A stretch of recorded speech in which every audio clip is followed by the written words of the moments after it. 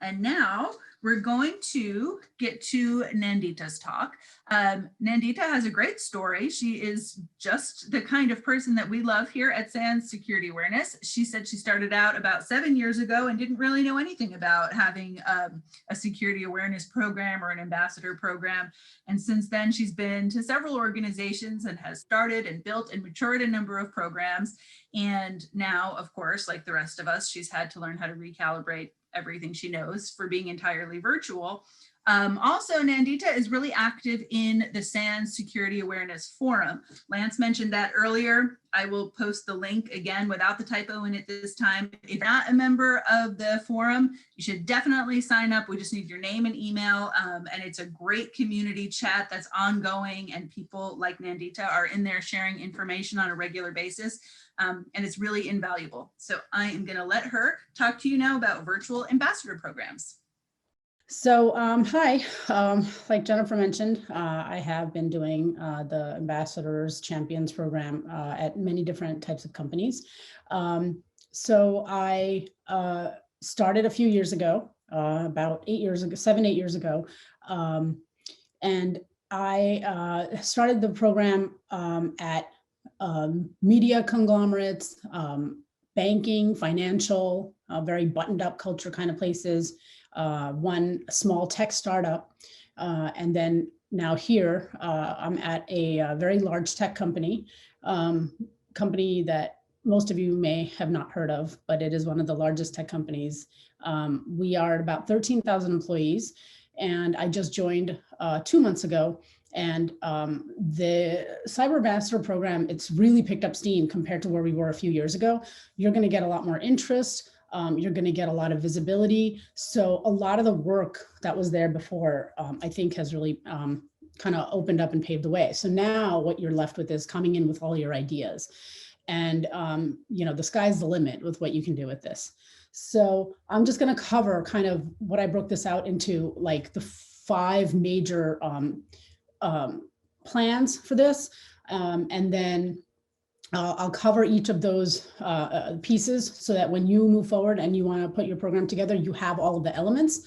And then some of the things that we've changed or adopted for doing virtual, which actually works out really well, especially nowadays.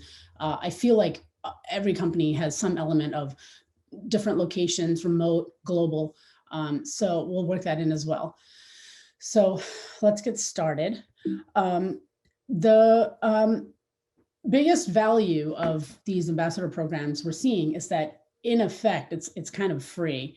They're not hiring a person to run an ambassador program. It's typically the role of somebody who's doing awareness already. And so you're leveraging that resource and using that resource to leverage the rest of the company and bring up the collective security mentality. So it's kind of a free program and the payback is tremendous. So the first, the overview of this, you're going to want to get executive buy-in. That is critical in anything to do with really any program you run, but especially in security. You just can't even imagine how important it is to make sure that you have that executive buy-in. You know, why are you doing this? What are you spending people's time for? Because that's really what you're doing. You're spending time of people that are already working in another role. You want to have a 1-year plan going forward, and then ideas for, you know, after that, we'll talk about that. You definitely want to have incentives. And I use the trophy because incentives don't have to be financial. I've definitely learned that over the past few years in all the different environments, places where people were crazy for swag, people were crazy for getting any tchotchkes they wanted, and other places where they really just didn't want any, but there was one underlying theme with incentives, and we'll cover that too. And then you want to figure out exactly for collaboration, what you're going to use, what tools, what platform. And, you know, that's where the real virtual piece comes in, because it's not that hard, but you got to be very savvy with how you set it up. And once you have it going, it's so easy and it's so smooth to run. And then finally, metrics. This is like the way of life for security awareness. They all want to measure, measure, measure everything. And there are some things that you can measure, can start out with, and then, you know, always coming up with new ideas of things to measure. But I'll give you some ideas of what we've done in the past that have worked. So executive buy-in. This is just a quick, I think everybody knows what this is. You really want to align your goals with your CISO and his mission. Typically, they have an idea of what they want to approach, what it is risk-wise that they are trying to address, and adopt that as your mission. If you can get an idea of what that is before you even go to the executives and put that on your slide, your mission, you will have won them over without really having to work too hard for that. And like I said, now most CISOs are really interested in this program, so it's really not going to be an uphill battle getting in there. You want to also set your expectations on the results. You don't want them assuming that they're going to come in and within 6 months everybody's going to be totally changed all of their password habits and their email habits, and that everything is going to be completely different. You want to kind of pace them and explain to them what we're aiming to get. So that's also tied into your metrics at the end, what your results are going to be, what you're aiming for. Oh, we're going to hope that we'll get a lot more people aware of this InfoSec team and they'll start reporting more incidents, or they'll be able to identify more incidents, or whatnot. We'll get to that. And then the executive talk is your chance for a budget. Most places that I've been, the budget's been zero. They don't want to give money for the program for whatever reason. And I have found that even asking for just a little bit, you could ask for a couple $100. It can go a long way. And we'll talk about that in the incentive section, but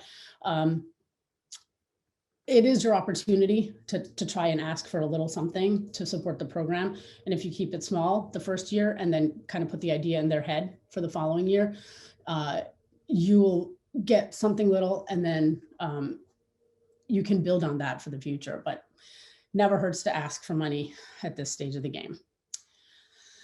So once you have your executive buy-in, you are going to want to hash out your plan. The plan can also be something that you kind of do in parallel. So if you can bring it with you for executive buy-in, it'll really make you look well organized, and it'll make it look like a very real program that they can see the roadmap for, and having the plan for that piece might even have a better chance of you getting that budget.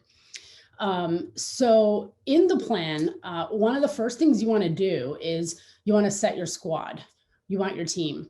I have found that working with the corporate communications, which in awareness we always do, and then also pulling in branding and marketing, it's kind of nice. It's kind of like getting a free team because they can help you make sure that any of the plans you have don't go against branding, any of the materials, collateral that you're going to build don't conflict with other programs that are happening currently. And they can also give you a lot of great ideas about channels that work in the company, because chances are they have already been doing this with various things and they'll know what really works. Some companies, people are very responsive to email notifications. In other companies, people are all about the online chat, Slack, whatever tools that you're using, Teams, Yammer, and that is the group to start with. You get their input, you get their guidance, you also get kind of collaborating with them, and it'll help you no end. And a little side benefit is that those groups usually have a lot of swag lying around, and little bits and pieces of things, mugs, shirts, whatever, and you can always collect some from them and keep a little stockpile, stuff I've learned to do when I had zero money, zero budget. And so when you do something like this, they really like that opportunity. And you can also, sync in some of their messaging. The biggest part of the plan that I always focus on is the monthly call. So it's the commitment piece of what you're going to expect from your cyber champions, cyber ambassadors, whatever you want to call them. I make sure on all of mine that the 4 programs that I have either set up from scratch, one of them which I inherited and had to fix, that we upfront had the time commitment laid out, because the biggest fear that we get from people is, I'm going to have to talk to my manager about how much time I'm putting in because this is in addition to their normal job. And am I going to be, required to do all kinds of extra things? So you want to upfront on the plan, share this upfront with everyone that I recommend about a 30-minute once a month call. Everybody gets on that. We present topics depending on your culture, but I think that at least for the first year, it's really good to start with relevant topics to people. So we are actually launching one starting January for 2021. And our topics are going to be as follows. The first month, we're going to do what is a firewall and how does it work? The second month, we're going to do what are VPNs? How do they protect you? Third month, best practices for home router setup. So these are like personal targeted topics.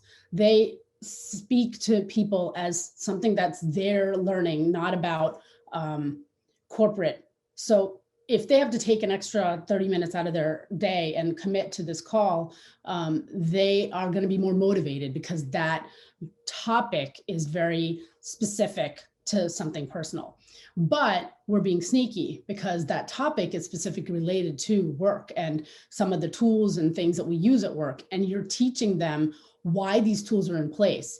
So they start getting used to things. They don't try to find workarounds. They don't try not to use, using a personal device to try and doing business work. No, use a company device because it has VPN on it. And here's why. So these topics are worded to be personal, but they're actually corporate related topics. So you got the 12-month plan of all these topics. If it's too much, you can start with 6 months and then kind of revisit it as you go along so you can see what your interest is. I tap into the InfoSec team at this point and I let them know, and they're all very excited about participating, and I let them pick a topic in each of them. So chances are even whatever small companies you have at least 12 people on InfoSec. So you can pick one person for each month's topic. It's very low. And there's always some people there that want to be visible. They want to be seen, and you can leverage that. It's also a really good opportunity. The ambassador works the other way. This is an ambassador program for the InfoSec team to reach out to the employees and give them something that makes them feel like they received something extra and special from these knowledgeable people. So it creates that like bond with the InfoSec team. So we also will pepper every couple of months, maybe a guest speaker, if we can get our hands on somebody that is, sometimes you can reach out to like FBI.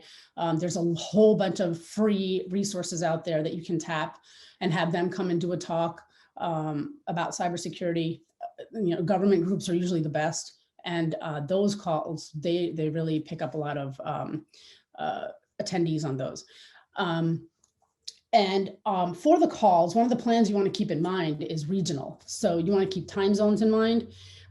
You can do it in multiple ways. If you have a person on your team, like if you have more than one awareness person, you guys can split it up. One of the orgs, we had a global ambassador champions, about 400 people. So we did one call from somebody in New York who did it at a time that was good for West Coast up to part of Europe. And then we had somebody in Europe that did it for part of Europe through to Asia Pacific. So you're balancing the time periods. Or if you don't want to split it up, you can just do one time zone call, and you could alternate so that everybody's on the same call together and you have that feeling of community, and at least do that for the first few calls. And you can record it. So people who couldn't get on it time zone wise or just challenge wise, they can listen it at a later time. So definitely keep the time zone topic in mind. You can also think about your culture. We've got a significant presence in Singapore, Japan, and Korea, and the culture there is very different than American. So I actually have somebody that's local there who runs those calls because Americans are a little bit more aggressive, a little bit more energetic, and it can come across differently than what they're used to. So I think about that when I schedule the calls and the people who are hosting them. So I have somebody there who's a little bit more in sync with what they're used to. And then, oh, what's in a name? It's the most important thing, I think. You definitely want to think through the naming. Cyber ambassador, cyber champions, that kind of runs with most large organizations that have an established structure. But some companies, if you want to create like a specific kind of culture, the name is your opportunity to really run with that. I think Microsoft has a really great program, and they call it Cyber Rangers. And it is like enmeshed in their culture. It's a big deal. They give each other certifications and whatnot. So think about the name, and then for the name, think about levels. If a person joins in the beginning for the X amount of time that they're learning, they get one title, and then when they graduate to doing certain events, they get a different title, and that way it motivates people more to feel like they're achieving and earning and doing something for this. So that brings us to the next topic, which is incentives. So you want, I have this quote in here as kind of a nice little reminder. Having the InfoSec team present, and then having other people like communications and marketing be part of your planning and your execution, it will create much more of a success, because now you have all these different people that are vested in this very visible organization. And nothing is hotter than cybersecurity right now. Everybody wants to hear about it. So you can use that and leverage that to work together with the other groups. And also a little selfish reason. I know sometimes we have challenges with corporate communications, and this is an opportunity to kind of be on the same team with them. So incentives, part 3, I think in some ways, one of the most important. So incentives ties back to, like I mentioned, the topics for the monthly call. I think that the curated topics that we talk about, that we present, is the number one draw. You have to make sure that your topics are well thought out and really motivating the person. Why should they come? Why should they listen? What will they get out of this? What's in it for me? So that's the first thing that they usually see is, why am I coming? What are the things that I'm learning? So make sure that that calendar is well thought out and really, perfectly done. Other incentives that we have found, we try not to keep it wide open. In places where we said, come one, come all, you can join, you can do the call, you can do whatever you like. People were kind of, sometimes they joined, sometimes they didn't. Sometimes they signed their name to this because they thought it was going to be shown to, their manager as having participated in something in the company, but they didn't really do anything. So we kind of do a barrier to entry. That's what I call the bouncers. It's more of a figurative thing. So to join, I know a lot of other people are doing this as well. We give them a couple of training modules.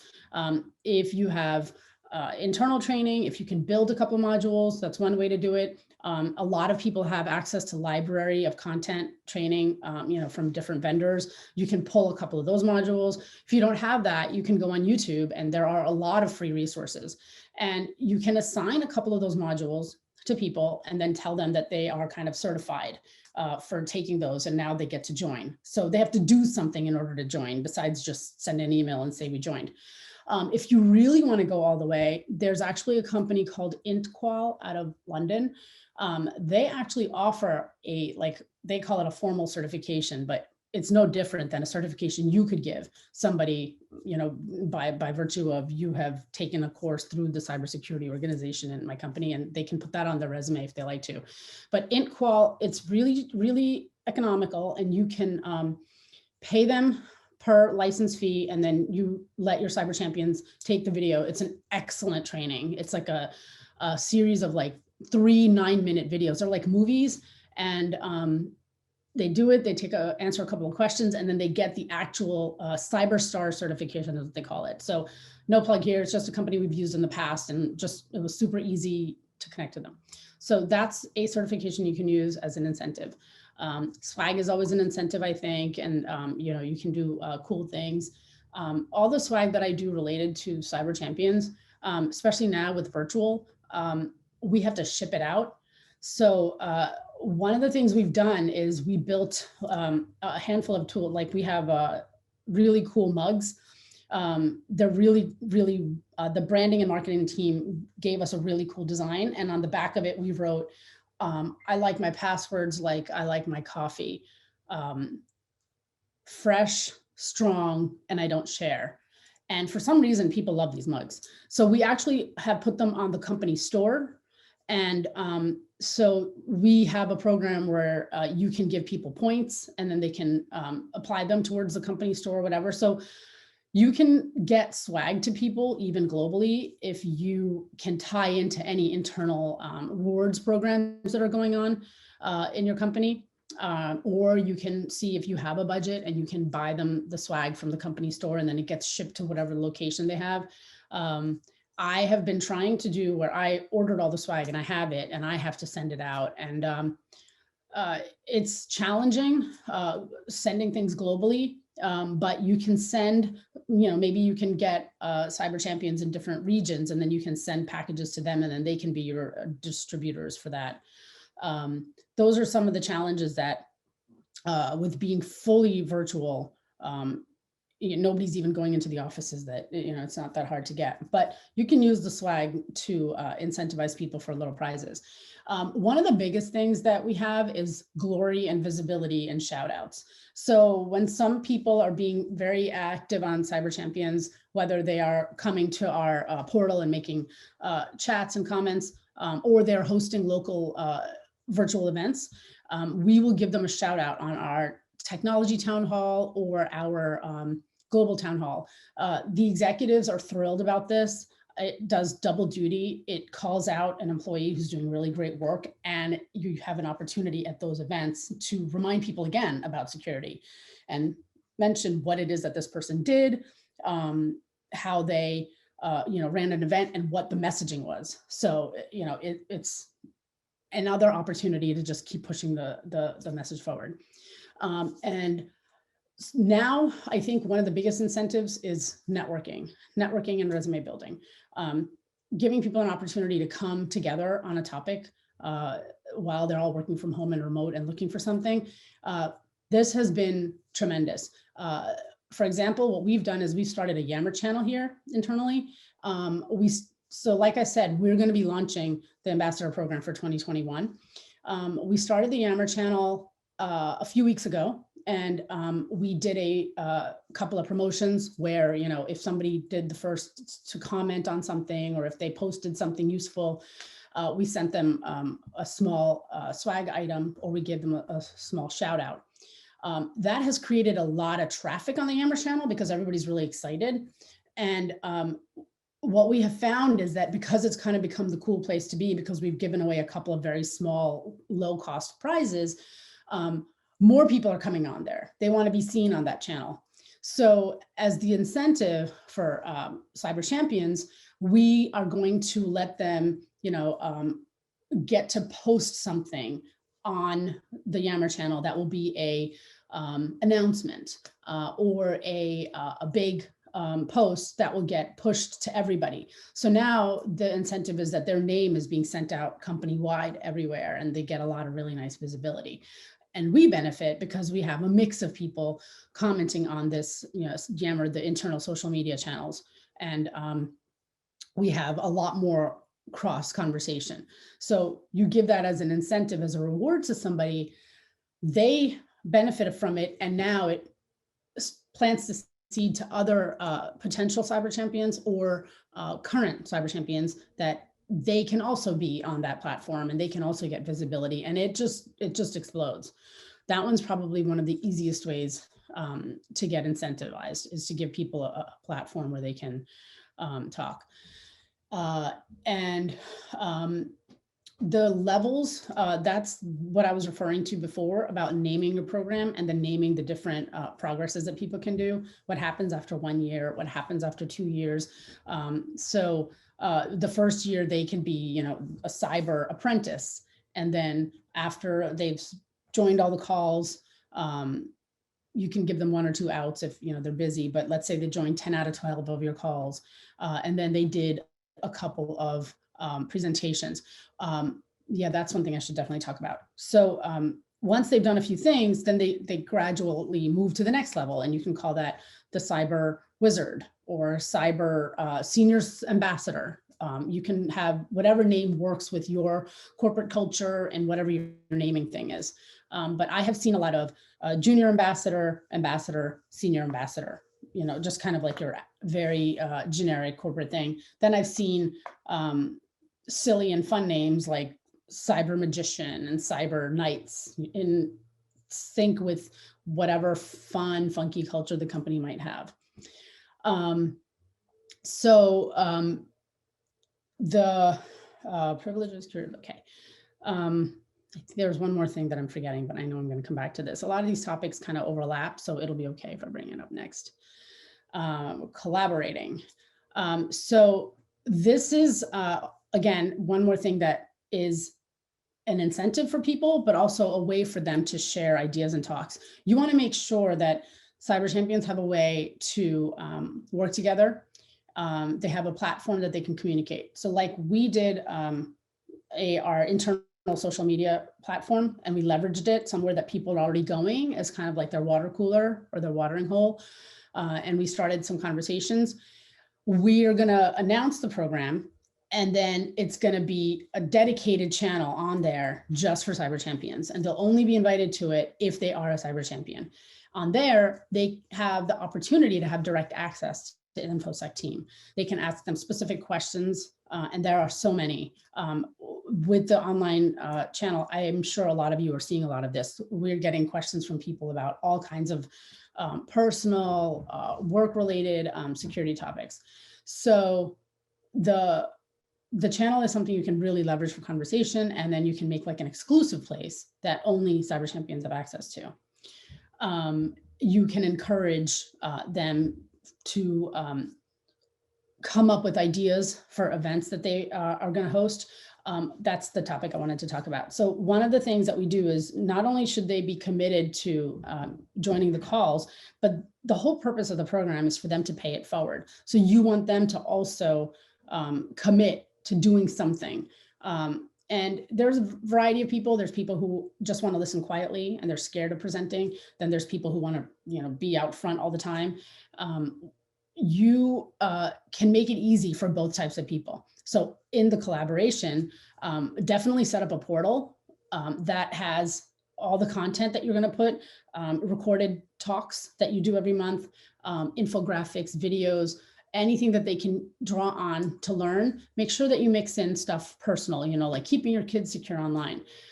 Those are the things that are like nice anchors, and they keep people coming back for more. So the dedicated channel portal where they can come and get all of this information. Also keep presentation decks, real short ones, maybe 2 or 3 slides. And they are encouraged to take those slides and go at their next staff meeting. They can pop those up on the Zoom call, and they can do a little, hey, here's some statistics on what the company is seeing in terms of emails, and here's what we're blocking, do your part. Give them little mini decks and slides that they can run and present. And so that becomes a part of their requirement that they have to do 2 a year. Sorry, drawing up here. So that portal, I think, is one of the biggest draws. It's like a treasure chest of materials and content. And especially if you don't limit it to just work related, if you make it also personal topics like keeping your kids safe online or setting up your home systems. I know there's some places where there's worry about telling people too much guidance about personal, because then you don't want it to become the company gave that information. You can also title those as best practices. So you're giving the guidance without it becoming an onerous on the company. Okay, I think I'm running out of time. So let's go down metrics. All right, last thing. So this wraps back to your executives. What were the results that you promised them? What were the risks that you're seeing in the company? Is it, is email one of your biggest risks? Are people browsing to sketchy websites? Are people using weak passwords, or are passwords being caught in outside breaches? So those are items that you can, at the beginning of your cyber program, go to the InfoSec team, ask for some data on this, what reports and scans they're running. And then each month, get that and do some comparisons for whatever it is that you're measuring. Are you expecting people to report more? Are you expecting people to click less? Are you expecting people to even just joining and being on the social media channels? That's a measurable metric that you can definitely put down and brag about. And then when you have that, you improve your budget. When you present those, you'll be impressed with how quickly they start giving you money. All right, I can pause and I will take questions, and then I can move to the hallway after this.